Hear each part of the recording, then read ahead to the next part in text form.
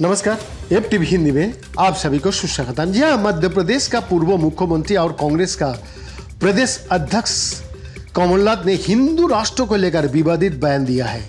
उन्होंने कहा है कि देश की 82% जनता हिंदू है, तो ये कोई कहने की बात नहीं है, ये हिंदू राष्ट्र तो है ही है। कमलनाथ ने छिंदवाड़ा में बाबा बागेश्वर धाम धीरेन्द्र शास्त्री ने राम कथा पाठ का आयोजन किया।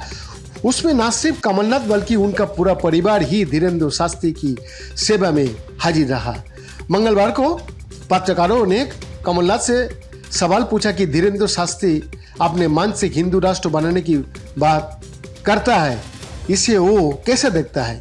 इसके जवाब में कमलनाथ ने कहा, उन्होंने यानी कि धीरेन्द्र शास्त्री जी ने हिंदू राष्ट्र की बात नहीं की, उन्होंने तो पूरा देश की बात की। उन्होंने कहा कि ये देश सभी धर्म का है, हिंदू राष्ट्र बनाने का क्या बात है, 82% लोग तो हिंदू ही है। धीरेन्द्र शास्त्री क्या हिंदू पैदा कर रहा है? जिस देश में हिंदू इतने बड़े परसेंट में हो तो वहाँ ये बहस की बात होनी ही नहीं चाहिए। ये तो है ही, 82% हिंदू है तो हम कहे कि ये हिंदू राष्ट्र है, ये क्या कहने के बात है, ये तो आंकड़े बताता है।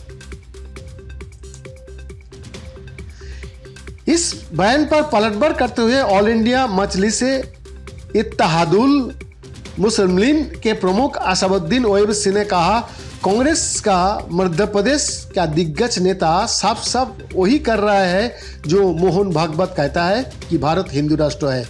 भारत सिर्फ एक समुदाय का देश नहीं है, भारत कभी हिंदू राष्ट्र ना था, ना है और ना कभी होगा इंशाल्लाह। मोहब्बत की दुकान में नफरत की तस्करी हो रही है। दूसरे पर बी टीम का ठप्पा लगाने का अधिकार इन्हें कहां से मिला? कल का दिन अगर भाजपा हार भी जाए तो इस नफरत में क्या कोई कमी आएगी? बागेश्वर धाम की बाबा स्वामी धीरेन्द्र शास्त्री अपने कई मंच से हिंदू राष्ट्र की वकालत करते आया है। मध्य प्रदेश के वरिष्ठ पत्रकार और ऑल इंडिया सेकुलर फोरम के राष्ट्रीय संयोजक लज्जा शंकर हरदनिया कहता है, कमलनाथ जिस हिंदू राष्ट्र की बात कर रहा है वो आरएसएस की परिकल्पना है।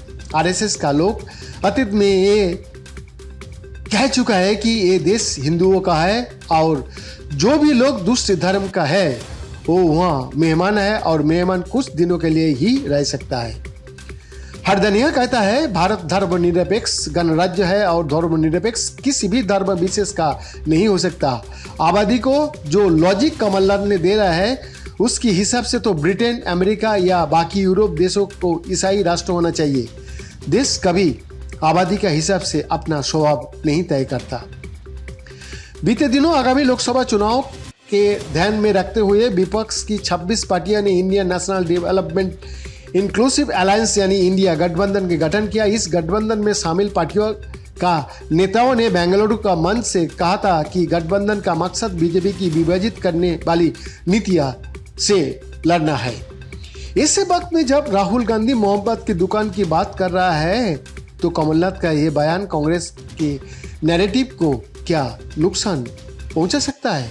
इस सवाल के जवाब में हरदनिया कहता है, कांग्रेस ने आज तक हिंदू राष्ट्र की बात नहीं की।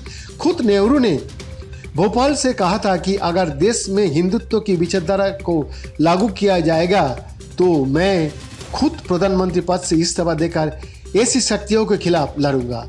इसी समय में जब केंद्र में कांग्रेस और बीजेपी की हिंदुत्व की रणनीति और राजनीति के खिलाफ पार्टियां गठबंधन बना रही है, कमलनाथ की ये बयान उस पूरी पहल का ही विपरीत में चल रहा है।